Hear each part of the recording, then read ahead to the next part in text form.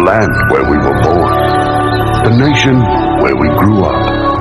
So many colors that live together in peace, with a million timeless treasures, with an abundance of natural wealth.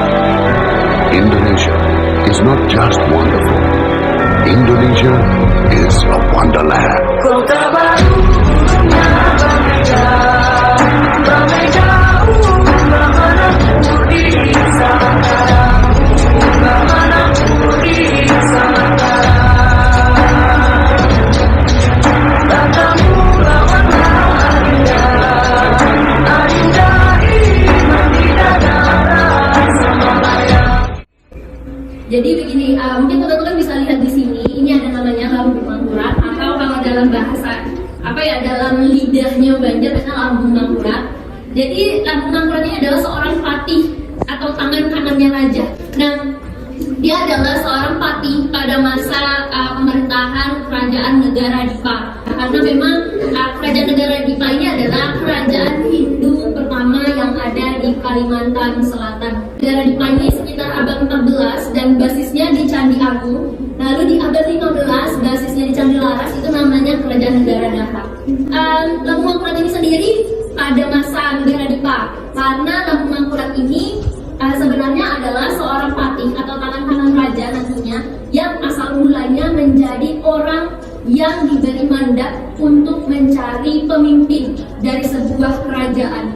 Awalnya ya, jadi beliau ini diberi tugas oleh sang ayahnya ini namanya Ampu Jatmika. Ampu Jatmika ini diduga adalah seorang saudagar dari daerah Keling, atau sekarang mungkin teman-teman tahu daerah Jepara.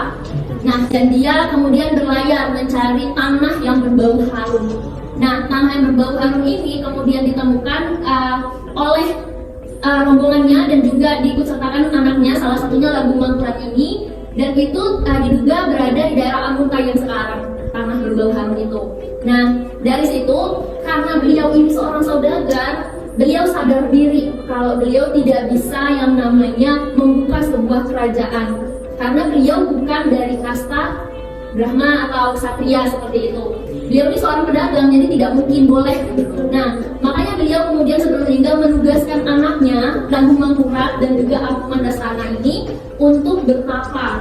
Nah, kemudian ternyata dari hasil pertapaan mereka dengan tempat yang berbeda, ternyata Lambung Mangkurat ini memilih buat bertapa di tepian sungai.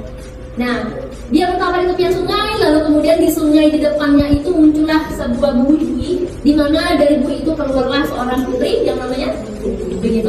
Nah, tapi teman-teman sebenarnya Putri Junjung Pui ini memang dia muncul dari air itu sudah menjadi sosok yang cantik. Tapi sebenarnya perlu teman-teman ketahui bahwa ada cerita yang sedikit tragis gitu. Dan ini berdasarkan hikayat Banjar ya, karya Jejeras yang ibaratnya memang ini juga berdasarkan dari sana. Jadi sebenarnya Putri Junjung Pui itu adalah anak dari Batara Gangga. Jadi Batara Gangga ini diyakini sebagai seorang penguasa lautan. Nah, beliau ketika dilahirkan oleh Batara Gangga, beliau itu tanpa tangan dan tanpa kaki sebenarnya. Jadi makanya dibuang ke bumi. Makanya muncul dari bumi justru malah menjadi sosok sempurna dan cantik gitu. Nah, balik lagi, Lambung Mangkurat sudah bertemu dengan Putri Junjung Pui, tapi Putri Junjung Pui ini tidak mau serta-merta ikut ke istana. Jadi dia menganggap bahwa istana itu berhala. Dia nggak mau sama sekali.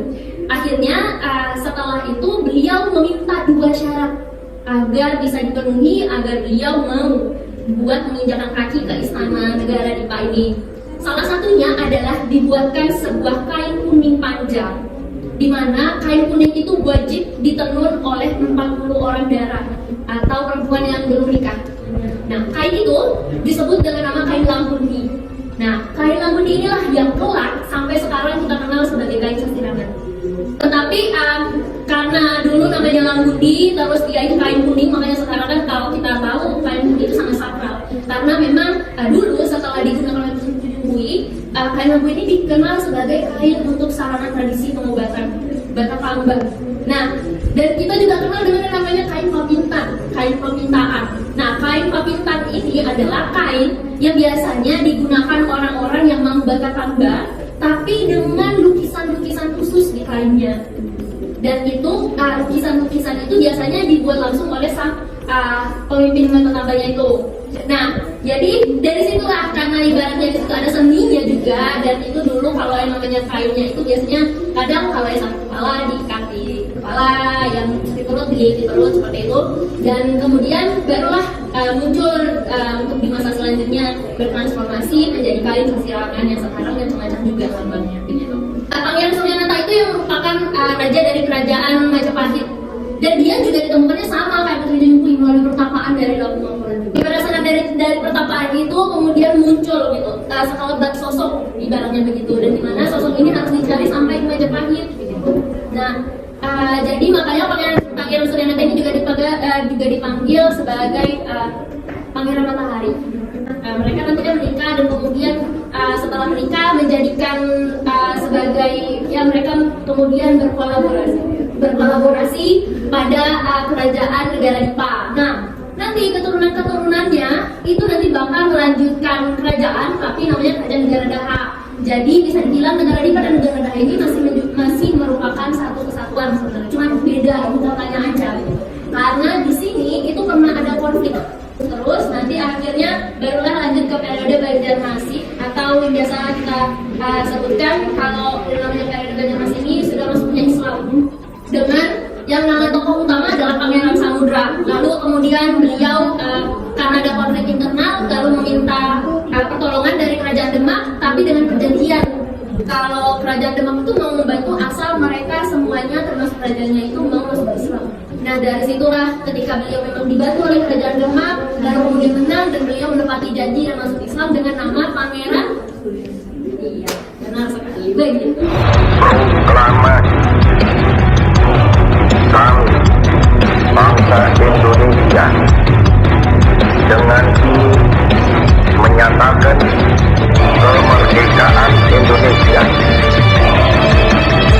Hal-hal yang mengenai pemindahan kekuasaan dan lain-lain diselenggarakan dengan cara saksama dan dalam tempo yang sesingkat-singkatnya.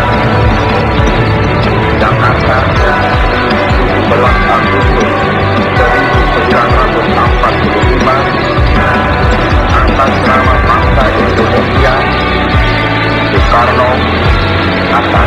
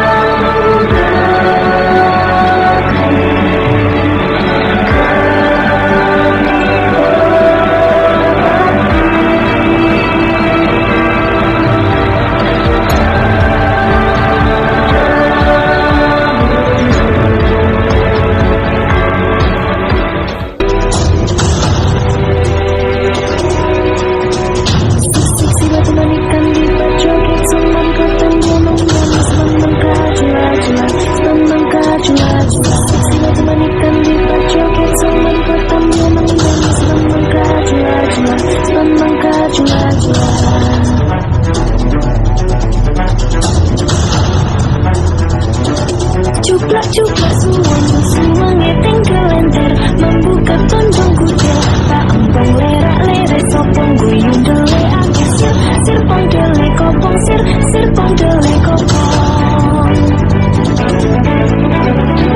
ampar pisangku belum masak sabigi diurung bari manggalepok patah kayu bengkok dimakan apinya cangcurupan rasa sayang sayangi ini dari jauh rasa